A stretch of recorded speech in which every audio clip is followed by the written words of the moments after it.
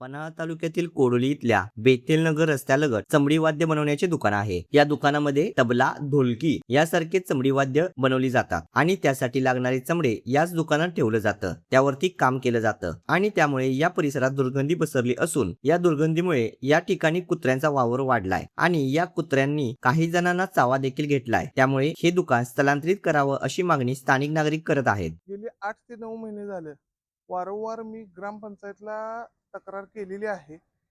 तक्रार केल्यानंतर ग्रामपंचायत आणि पंचायत समिती यांच्या माध्यमातून यांना 3 नोटीस दिलेल्या आहेत. 8 ते 10 जणांना कुत्री चावलेली आहेत. आमच्या या भागामध्ये त्या चामड्याच्या व्यवसायामुळं कमीत कमी 30 ते 40 कुत्र्यांचा पुट्टा तयार झालेला आहे आणि त्या माध्यमातून 8 ते 10 जणांना कुत्री चावलेली आहेत. पंचायत समिती विस्तार अधिकारी बीडीओ मॅडम यांच्याकडून कोडोली ग्रामपंचायत प्रशासक आणि ग्रामसेवक यांना वेळोवेळी सूचना करण्यात आलेल्या असताना सुद्धा कारवाई केलेली नाही.